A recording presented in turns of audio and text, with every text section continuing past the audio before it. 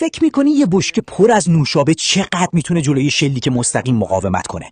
امروز قراره با سنگین ترین و وحشی ترین اسلحه‌ها بیفتیم به جون این بشکه ها تا ببینیم فشار گاز و قدرت گلوله چه انفجاری درست میکنه. آماده اید برای یه حمام نوشابه؟ بریم. سلام رفقا، چطورین؟ امیدوارم حالتون توپ باشه. خیلی خوش اومدید به یه ویدیوی جدید و به شدت گازدار. ببینید، همه ما میدونیم که نوشابه چقدر گاز داره و جاش توی یخچال یا کنار غذاست. ولی تا حالا فکر کردید اگه یه بشکه پر از نوشابه رو بذاریم جلوی شلیک مستقیم اسلحه چه اتفاقی میفته؟ ترکیب فشار وحشتناک گاز نوشابه با سرعت و قدرت گلوله ها قراره یه چیزی فراتر از یه شلیک ساده بشه. امروز انواع اسلحه ها رو ردیف کردیم تا ببینیم کدومشون میتونه این بشکه ها رو جوری منفجر کنه که تا شعاع چند متری همه جا نوشابه‌ای بشه. پس بدون معطلی لایکو بکوبید و تا آخر این چالش پر از کف و انفجار همراه هم باشید. بریم سراغش. آیا یه بشکه آبجو ضد گلوله است؟ قراره با گلوله‌های مختلف از 22 کالیبر گرفته تا اسلاگ شاتگان به این بشکه شلیک کنیم و ببینیم هر کدوم چقدر میتونن دوام بیارن و چه بلایی سرش میاد. این بشکه الان کاملا پره. واقعا کنجکاوم ببینم چی میشه. فکر میکنم بتونه جلوی 22 کالیبر، 9 میلیمتری و 45 رو بگیره. ولی خیلی دوست دارم ببینم اسلگ شاتگان میتونه کامل ازش رد بشه یا نه. خب بزن بریم ببینیم چی میشه. خب این بار برعکس شروع میکنیم. از همون اول میریم سراغ اسلاگ شاتگان، اونم وقتی که بشکه هنوز کاملا پره و تحت فشاره. بزن بریم.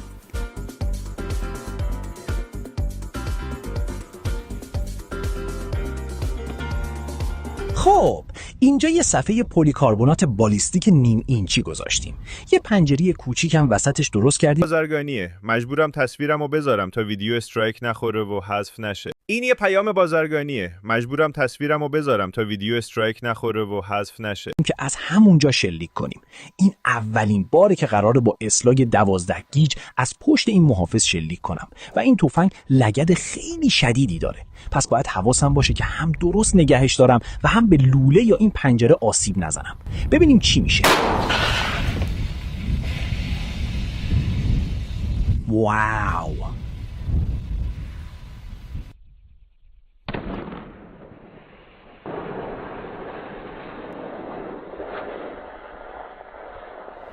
هنوز داره بیرون میزنه. بوی آبجو همه جا پیچیده.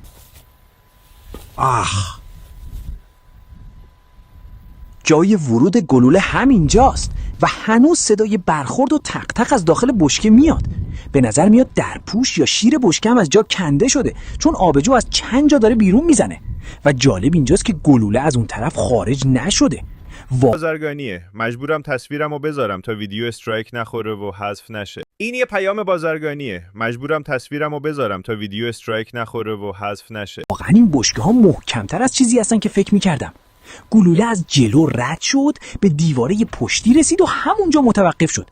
بعد فشار داخل بشکه باعث شد شیرش از جا در بیاد و کل میز و واژگون کنه.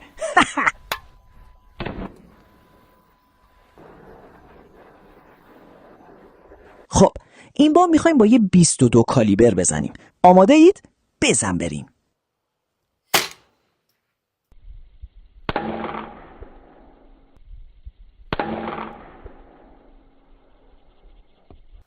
فکر کنم یه سری حباب دیدم.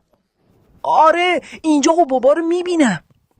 خیلی کنجکاوم ببینم صحنه آهسته چی شکلی شده، ولی به نظر میاد بشکه ترک خورده و حبابا دارن از داخل بالا میان. پس احتمالاً گلوله داخلش گیر کرده. خب حالا نوبت AR کالیبر 9 میلیمتری PSA رسیده. بازرگانیه. مجبورم تصویرمو بذارم تا ویدیو استرایک نخوره و حذف نشه. این یه پیام بازرگانیه. مجبورم تصویرمو بذارم تا ویدیو استرایک نخوره و حذف نشه.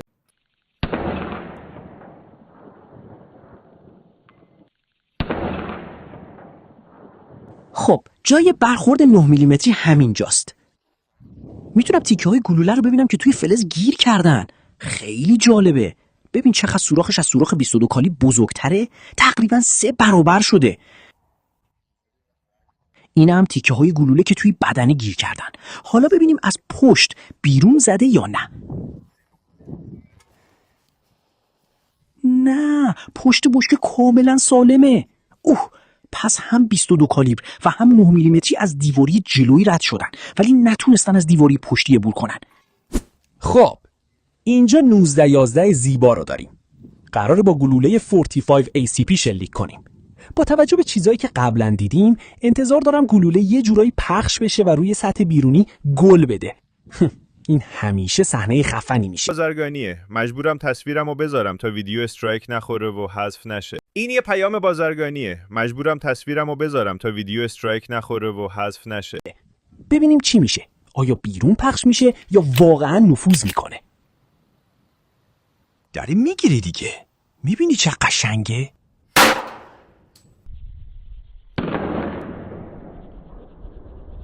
اصلا نفوذ نکرد. این گلوله خیلی کلفت بود، فقط خورد به سطح و همونجا برگشت بیرون. فقط از جلوی ضربه زد و کمانه کرد. ولی اون اسلو موشنی که دارید میبینید باید خیلی خفن باشه. خب حالا میریم سراغ روگ رد هاوک 44 مگنوم. فکر میکنم این یکی از یه طرف رد بشه و از اون طرف متوقف بشه. ببینیم واقعا چی میشه.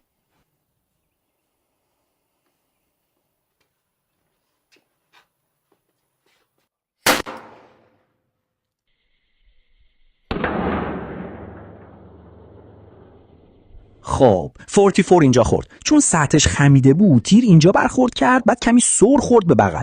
واشر یا بازرگانیه. مجبورم تصویرمو بذارم تا ویدیو استرایک نخوره و حذف نشه. این یه پیام بازرگانیه. مجبورم تصویرمو بذارم تا ویدیو استرایک نخوره و حذف نشه. درز و پاره کرد و وارد بشکه شد، ولی از اون طرف خارج نشد. پس همون چیزی شد که انتظار داشتیم. در نتیجه گلوله 44 داخل بشکه گیر کرده. تا اینجا تقریبا همه گلوله ها وارد شدن، ولی از طرف دیگه خارج نشدن، به جز 45 که فقط کمانه کرد. حالا نوبت 556 گرین تیپ رسیده. فکر میکنیم از دو طرف رد میشه؟ من حدس میزنم آره. ببینیم چی میشه. خب حالا قراره به این بشکه خالی شلیک کنی. فکر میکنم این یکی میتونه از هر دو طرف رد بشه، چون دیگه داخلش آبجو نیست. اگه پر بود احتمالاً بیشتر جلوی گلوله رو میگرفت، ولی حالا که خالیه فکر میکنم یه عبور کامل و تمیز از دو طرف داشته باشین. ببینیم چی میشه.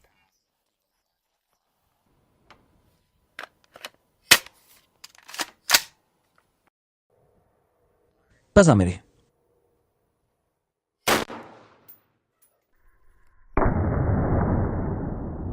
بازرگانیه. مجبورم تصویرمو بذارم تا ویدیو استرایک نخوره و حذف نشه. این یه پیام بازرگانیه. مجبورم تصویرمو بذارم تا ویدیو استرایک نخوره و حذف نشه.